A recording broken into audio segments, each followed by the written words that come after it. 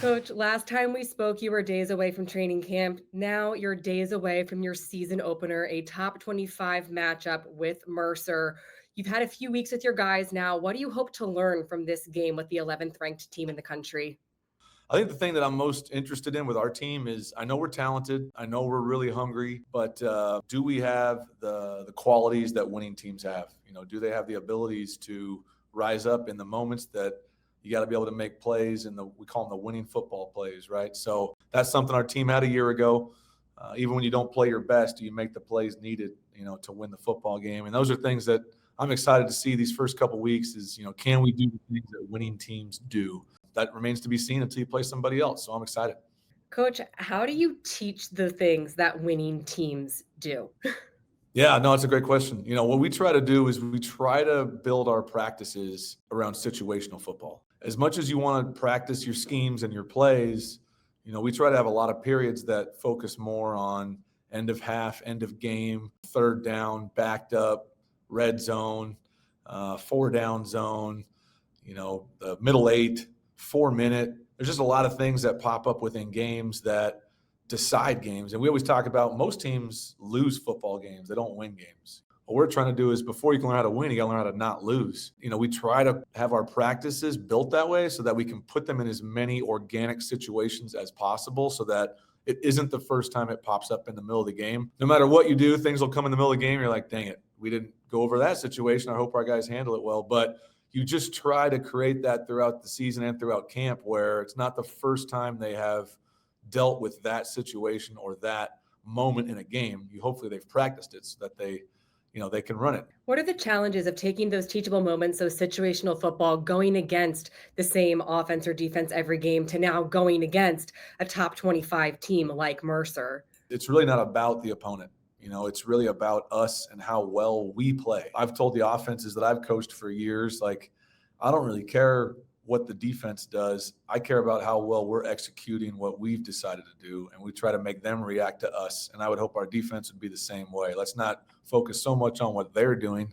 Let's focus on our call and executing what we've decided upon and make them react to us. No Lan Larison, no Miles Hastings. However, you have all five starters returning to your offensive line. What kind of difference can that position group make when you have a new guy under center and a new running back?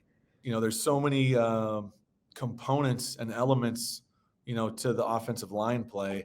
And when you have a veteran quarterback like a Miles, they're going to do a lot of things at the line of scrimmage. They're going to make the O-line's job easier because they're going to make a lot of the calls for them. When you got a younger quarterback, you're not going to ask him to do those things. You're not going to put that on his plate.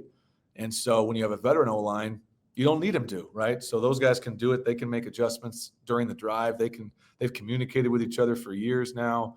If you're using tempo plays, they can do things really quickly and get teams communicated. And so I think the physicality aspect, obviously, but I think more importantly, when you're talking about offensive line, you're talking about continuity and communication. And having those guys back is such a huge luxury when you're playing a young quarterback and playing new guys at running back. You can depend on the guys up front and our veteran tight ends that they've had a lot of football and they can get a lot of stuff done. You also have a lot of veterans returning defensively. What excites you the most about your defense this season? I would say the depth is probably the crazy thing. We lost some good players up front, lost some good players in the secondary. And our initial thought was, hey, let's go get some older guys, some graduate transfers, just so we feel like we have some veterans there. We're going to keep growing our young guys. What's ended up happening is our young guys have gotten better really quickly, and the grad transfers we've brought in are really talented. So now you have just an added amount of depth that we didn't have a year ago. So the sheer numbers that we have on defense will mean that we can play a lot of snaps and have a bunch of guys that we trust and believe in when they're out there, and that makes a good defense. How could a win on Saturday help set the tone for the rest of your season?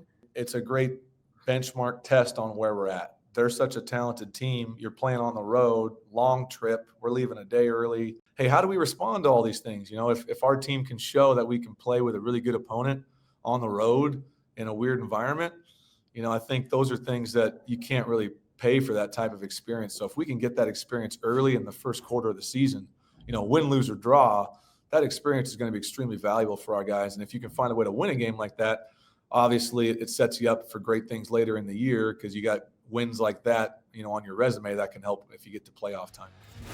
Jerry Rice Award finalist, freshman All-American, and Big Sky preseason Offensive Player of the Year Adam Jones joins me next.